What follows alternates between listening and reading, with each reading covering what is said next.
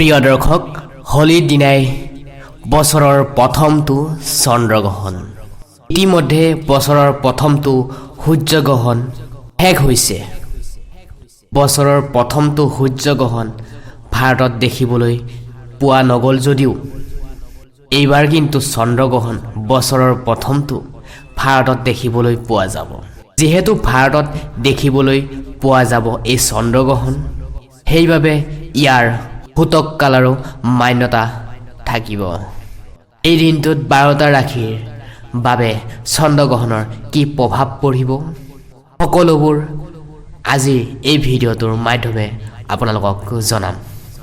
বছৰৰ প্ৰথমটো চন্দ্ৰগ্ৰহণ হ'বলৈ গৈ আছে 3 মাৰ্চত, অৰ্থাৎ হোলীৰ দিনাই হ'বলৈ গৈ আছে বছৰৰ প্ৰথমটো চন্দ্ৰগ্ৰহণ। প্ৰিয় দৰ্শক, যিহেতু চন্দ্ৰগ্ৰহণৰ সূতককাল মান্যতা থাকিব, চন্দ্ৰগ্ৰহণত কিছুমান জৰুৰী কথা আপোনাৰ জনাৰ কাৰণে অত্যন্ত জৰুৰী আছে।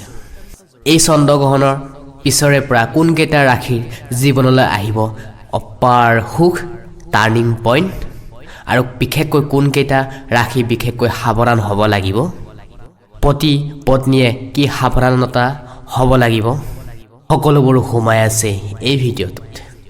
বছৰৰ প্ৰথমটো চন্দ্ৰগ্ৰহণ কিমান বজাত হ'ব, কিমান সময় লাগিব আৰু কিমান বজাত এই চন্দ্ৰগ্ৰহণ সমাপ্ত হ'ব, সকলোবোৰ সোমাই আছে এই ভিডিঅ'টো চালে আৰু বেলেগ ভিডিঅ' চোৱাৰ প্ৰয়োজন নাথাকিব।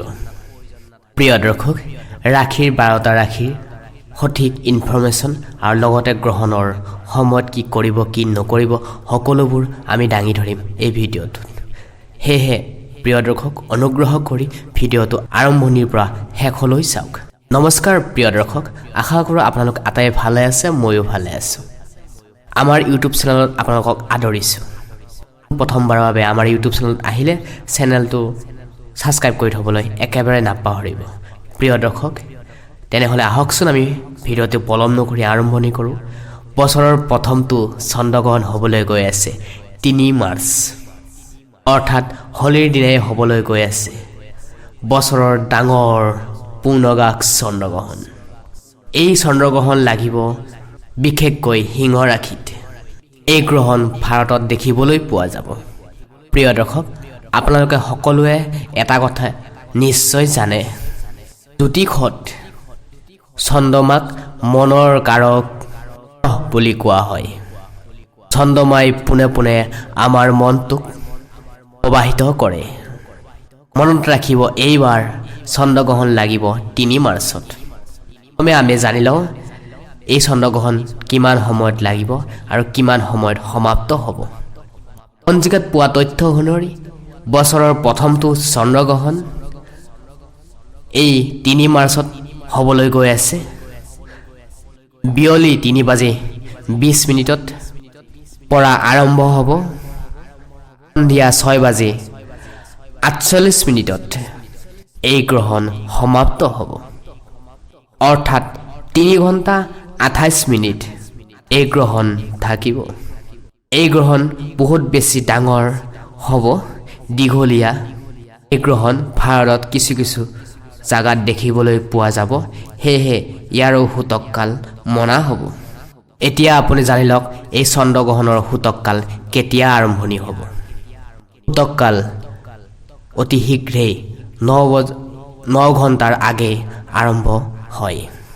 আপুনি চাগে নিশ্চয় জানে সূৰ্যগ্ৰহণৰ সূতককাল 12 ঘণ্টাৰ পূৰ্বেই আৰম্ভ হয়, আপুনি নিশ্চয় জানে। ঠিক সেইদৰে চন্দ্ৰগ্ৰহণৰ সূতককাল আৰম্ভ হয় 9 ঘণ্টাৰ পূৰ্বে। আমি ইতিমধ্যে আপোনালোকক জনাইছোঁ এই বছৰৰ প্ৰথমটো চন্দ্ৰগ্ৰহণ লাগিব বিয়লি 3:20 পৰা, অৰ্থাৎ ইয়াৰ সূতককাল হ'ব 3 মাৰ্চৰ দিনা ৰাতিপুৱা 6:20 পৰা। গতিকে প্ৰিয় দৰ্শক, সূতককালত যেতিয়া নীতি নিয়ম কৰা হয়, সকলোবোৰ নীতি নিয়ম আপোনালোকে পালন কৰিব লাগিব। লগতে এই দিনটোত হোলী আছে, হোলীত আনন্দ এনজয় কৰক, কিন্তু এই সূতককালৰ যিখিনি নীতি নিয়ম আছে সেইখিনি মানিব লাগিব। প্ৰিয় দৰ্শক, হোলীৰ দিনাই এই চন্দ্ৰগ্ৰহণ লাগিব, বিশেষকৈ সাৱধানতা হৈও চলিব লাগিব। এই সূতককাল গ্ৰহণৰ সময়ছোৱা যদি আপুনি নীতি নিয়ম মানি চলে তেনেহ'লে শাস্ত্ৰৰ মতে ধৰ্মীয় গ্ৰন্থই আমাক কৈছে আপুনি গ্ৰহণৰ নেতিবাচক পৰা আপুনি বাচি থাকিব পাৰিব। যিসকল ব্যক্তিয়ে নীতি নিয়মৰ মাজেৰে জীৱনটো পাৰ কৰে জীৱনত কেতিয়াও তেওঁলোকৰ সমস্যা নাহে। এই দিনটোত যদি সূতককাল মানি চলে তেনেহ'লে আপোনাৰ কাৰণে অত্যন্ত ভাল।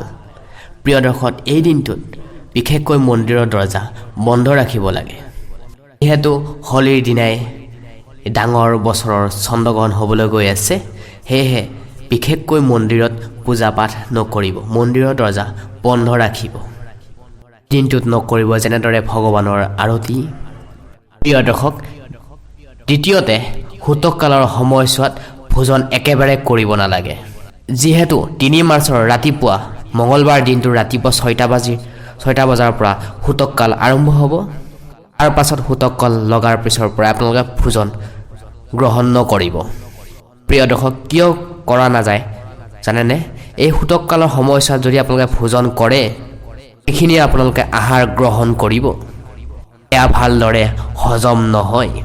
সেই ভোজন আপোনালোকৰ গ্ৰহণ কৰাৰ পিছত লাভ হোৱাতকৈ আপোনালোকৰ ক্ষতি হোৱাৰহে 100% ফল দেখা পোৱা যাব পাৰে। সেয়েহে সূতককালৰ এই দিনটোত গ্ৰহণ ভোজন নকৰিব, নকৰাটোৱে ভাল। যিহেতু চন্দ্ৰমা হৈছে মনৰ কাৰক, আপোনালোকৰ মনত এই দিনটোত যদি ভোজন কৰে তেনেহ'লে নেতিবাচক প্ৰভাৱ পৰিব পাৰে। যিহেতু আমাৰ মনটো গোটেই শৰীৰটোৰ লগত জড়িত হৈ আছে।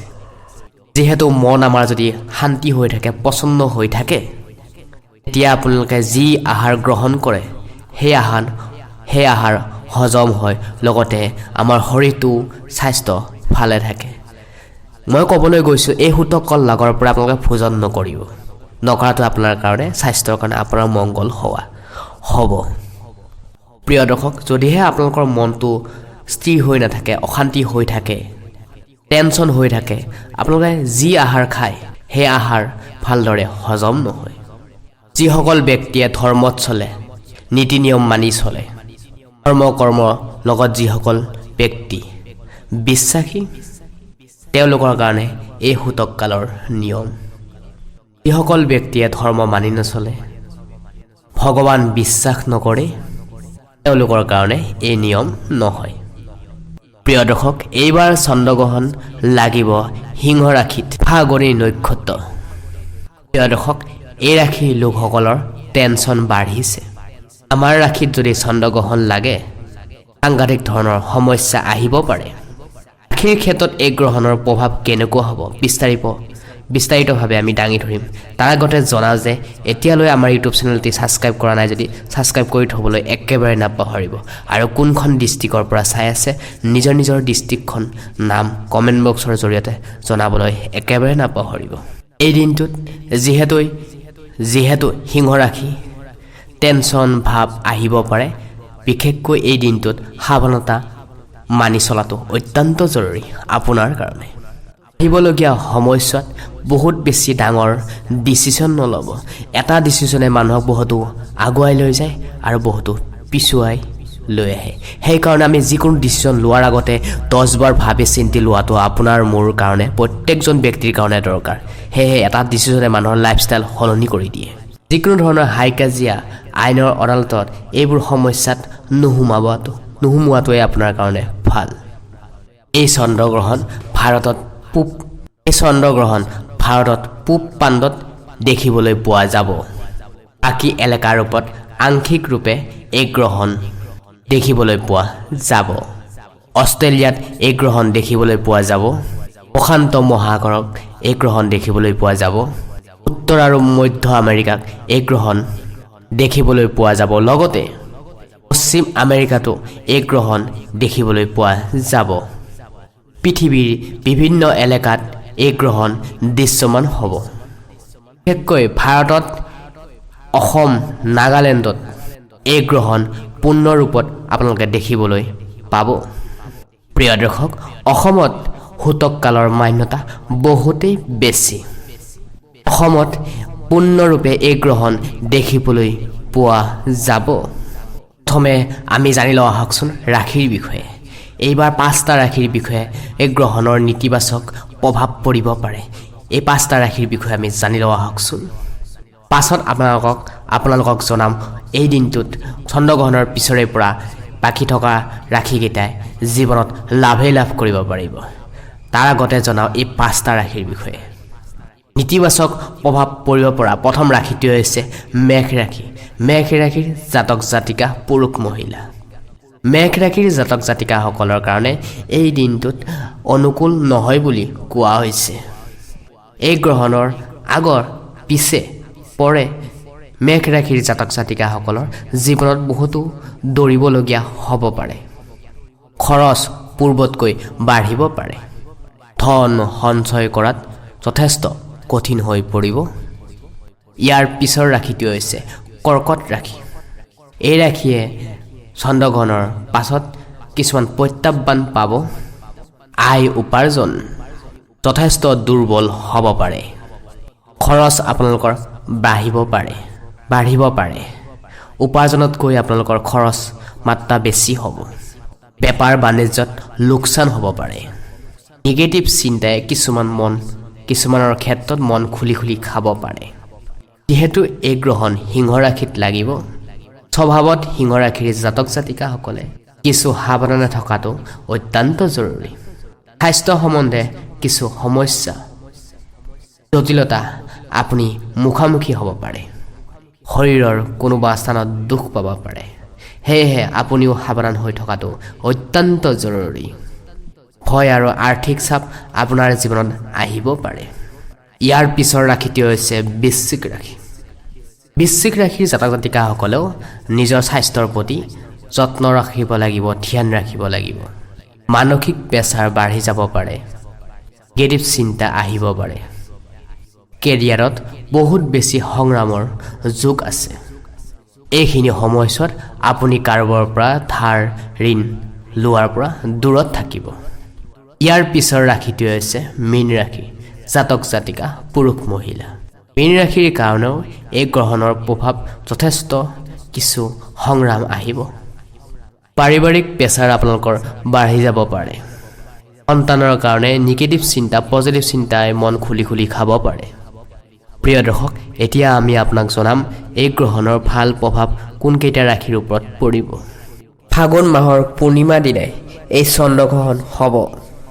বহুতেই লাভ কৰিব পাৰিব মিথুন ৰাশিৰ জাতক জাতিকাসকলৰ কাৰণে এই গ্ৰহণৰ পাছৰ পৰা জীৱনত আহিব টাৰ্ণিং পইণ্ট লাভেই লাভ আৰু লগতে তুলা ৰাশি আৰু মীন ৰাশিৰ কাৰণেও যথেষ্ট ভাল হ'ব অকল ৰাশিৰ নীতিবাচক প্ৰভাৱ পৰিব চন্দ্ৰগ্ৰহণৰ বৰ বেছি চিন্তা কৰিবলগীয়া নহয় কিছুমান দানৰ জৰিয়তে এই গ্ৰহণৰ নীতিবাচক প্ৰভাৱ আপুনি বাচিব পাৰিব গ্ৰহণৰ পাছত যিমান পাৰে আপুনি দুখীয়া শ্ৰেণীৰ মানুহক টকা পইচাৰ সহায় কৰক টকা পইচাৰে নহ'লে আপুনি মানৱীয়তাৰ ৰূপত মুখেৰে অলপ সহায় কৰি দিয়ক লগতে শুদ্ধ কাম কৰক সঠিক কৰ্মই আপোনালোকৰ জীৱনটো ৰঙীন কৰি তুলিব দুখীয়া শ্ৰেণীৰ মানুহক যেনেকৈ উদাহৰণস্বৰূপে ক'বলৈ গ'লে চাউল দালি বগা মিঠাই এনেকুৱা ধৰণৰ বগা বস্তু আপুনি যদি দান কৰিব পাৰে এই 5টা ৰাশিয়ে